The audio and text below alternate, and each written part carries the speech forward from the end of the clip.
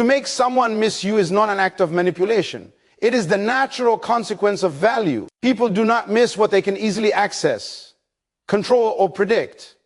They miss what carries substance, identity, and purpose. When your presence adds meaning, your absence creates awareness. Missing is born when something essential is no longer constantly available.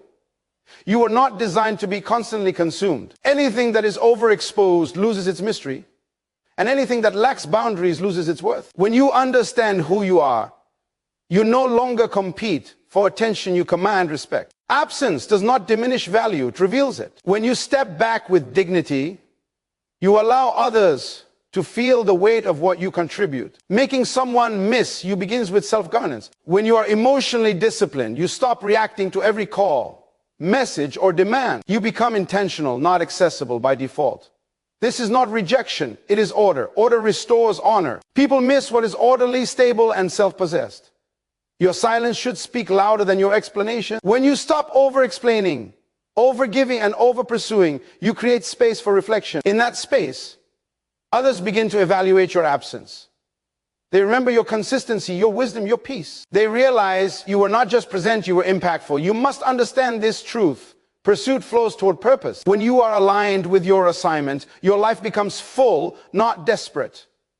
Desperation repels. Fulfillment attracts. When your joy is not dependent on someone's response, your presence becomes optional, but your absence becomes noticeable. People miss those who elevate environments, not those who beg to be included. When you carry clarity, peace, and confidence, you become a reference point. And when that reference point is removed, the atmosphere changes. That change creates longing. Make them miss you by becoming whole. Make them miss you by walking in purpose. Make them miss you by knowing when to withdraw without bitterness and when to engage without need. The goal is not to be chased, it is to be valued.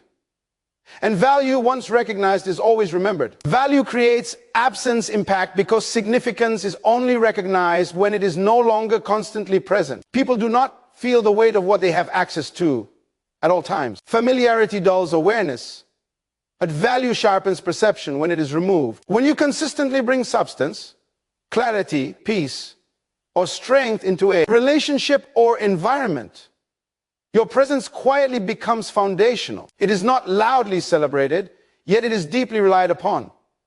The moment that presence is withdrawn, the atmosphere changes, and that change exposes the value that was previously taken for granted. Absence does not create value, it reveals it. If nothing shifts when you step away, then what you offered was convenience, not contribution. But when your absence creates confusion, discomfort, or a noticeable gap, it proves that what you carried mattered. This is why those who operate in purpose are always missed, while those who operate in need are quickly replaced. Need consumes space, but value sustains structure. When structure is removed, instability follows, and people begin to search for what anchored them. Value is built through consistency, not intensity. It is developed over time through reliability, integrity, and emotional stability. When you show up as someone who brings solutions rather than stress, order rather than chaos, your presence becomes essential. Yet, when you overextend yourself, over-explain your worth, or overstay where you are, no longer honored,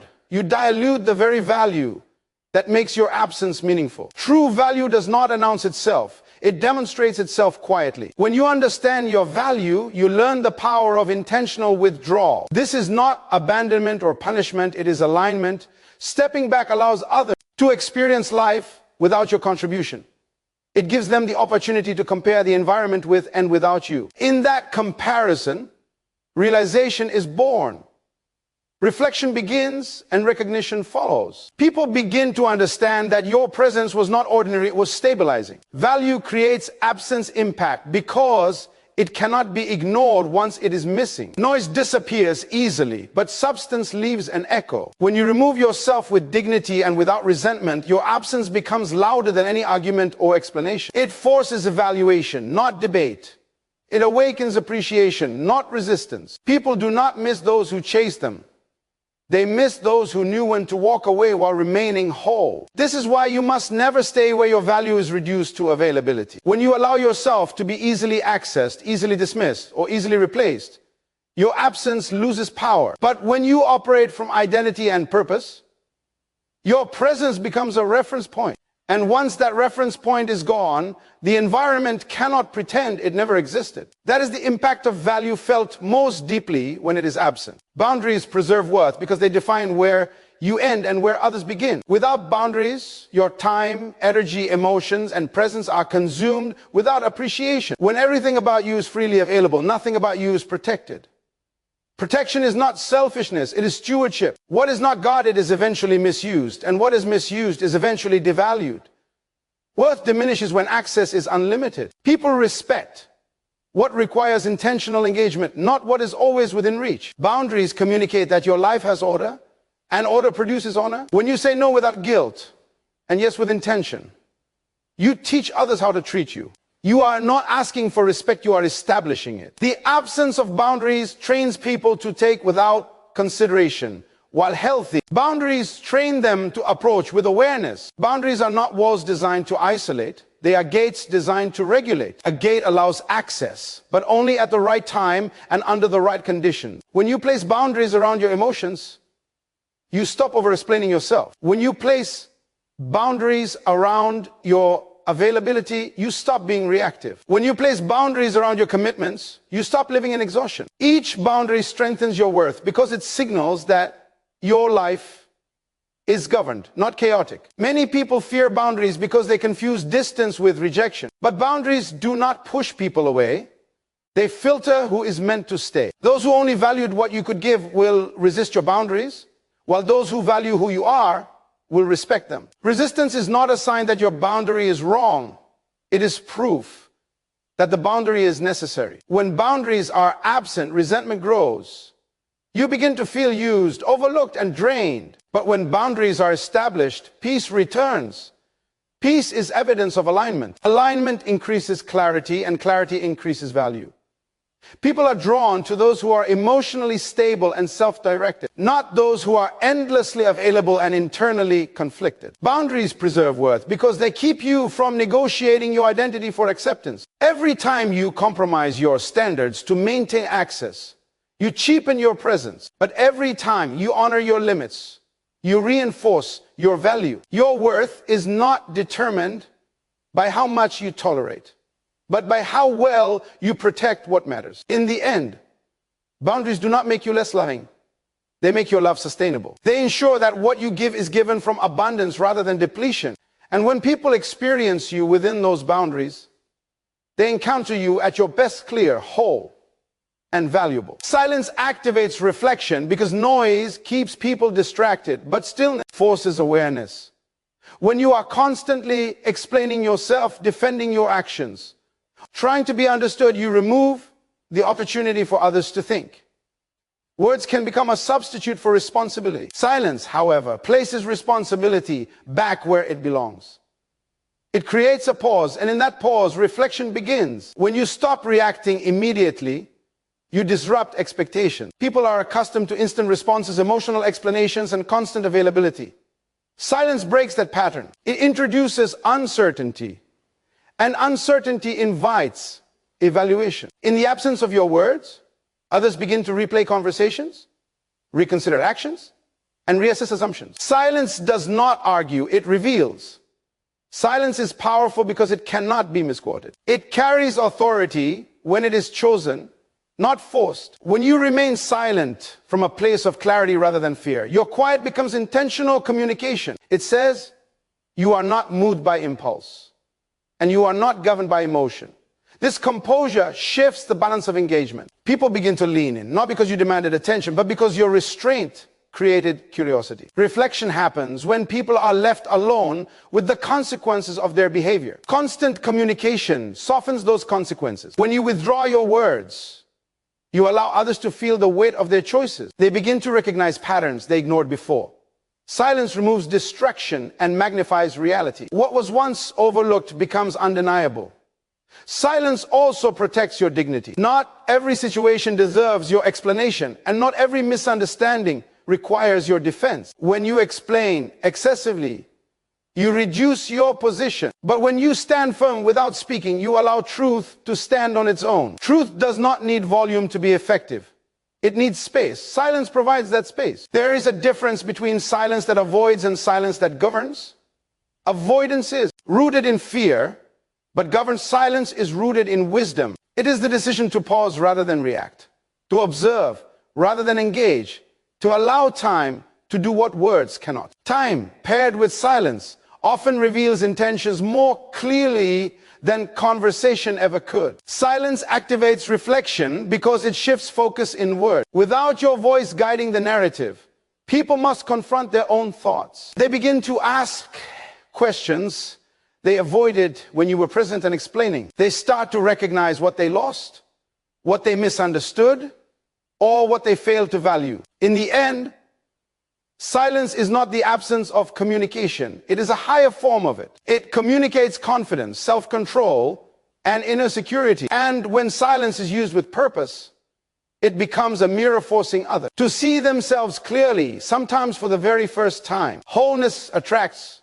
remembrance because people do not remember fragments. They remember completeness. When you are internally divided, unsure of yourself, or dependent on external validation, your presence feels unstable. But when you are whole, grounded in identity, peace, and purpose, your presence becomes distinct. It leaves an imprint. People may forget what you said or did, but they do not forget how grounded you made them feel. Wholeness is the absence of internal negotiation. It is when your thoughts, actions, and values are aligned. This alignment produces consistency, and consistency builds trust. When people encounter someone who is not seeking approval, not performing for acceptance, and not reshaping themselves to be liked, it creates a sense of safety. That safety becomes memorable. Stability is rare, and rarity is remembered. Those who are whole do not chase connection, they host it. Their lives are full, not cluttered with need. They are present without being intrusive and supportive without being dependent. This balance makes their presence refreshing. When they are no longer there, the absence feels noticeable because what they offered was not emotional demand, but emotional order. Wholeness allows you to engage without attachment and to withdraw without resentment. This emotional maturity is powerful. People are drawn to those who can love without possession and contribute without control. When such a presence leaves, it creates a quiet contrast. Others begin to realize how much peace, clarity, or balance was carried into the space simply by that person being there. Remembrance is formed through emotional resonance, not constant interaction. Wholeness creates resonance because it reflects self-respect. It models what inner completeness looks like. Even unconsciously, people are impacted by those who are comfortable within themselves. That impact lingers. Long after the interaction ends, the feeling remains. When you are whole, you do not drain environments, you elevate them. You bring calm where there is tension and clarity where there is confusion. This elevation becomes associated with you. When you are gone, the environment feels different, and that difference triggers remembrance. People do not just miss you. They remember the version of themselves they were when you were present. Wholeness attracts remembrance because it is not loud, needy, or dramatic. It is quiet strength, and quiet strength leaves the deepest marks. Those who are whole are not easily forgotten because they did not take from others, they added to them. Purpose commands pursuit because direction is more compelling than desire. People are naturally drawn to those who know where they are going. Purpose creates momentum, and momentum attracts attention without effort. When your life is guided by intention rather than emotion, you stop chasing validation and start embodying meaning. Meaning does not beg to be followed. It invites alignment. A purposeless life seeks approval because it lacks direction. But a purposeful life is too occupied with assignment to negotiate identity. When you are committed to something greater than comfort or applause, your focus sharpens. That focus becomes visible, others sense it. Even if they cannot explain it, they are drawn to your clarity, your discipline, and the confidence that flows from knowing why you exist. Purpose produces gravity. It pulls people towards you because it reflects stability and vision. Those without direction are looking for something to anchor them. When they encounter someone who moves with conviction, they begin to follow not out of dependence, but out of recognition. Purpose does not force pursuit. It inspires it. When you walk in purpose, your decisions change. You no longer respond to every invitation or distraction. You choose alignment over access. This selectiveness increases value because it communicates that your life is governed by principle, not impulse. People respect what is protected by vision. The more you honor your purpose, the more others honor your presence. Purpose also frees you from manipulation. You are not easily swayed by flattery or threatened by rejection. This emotional independence is rare, and rarity attracts. When people realize they cannot control you with approval or fear, they begin to respect you. Respect is the foundation of pursuit. Those who live on purpose leave impressions without trying. Their presence feels intentional.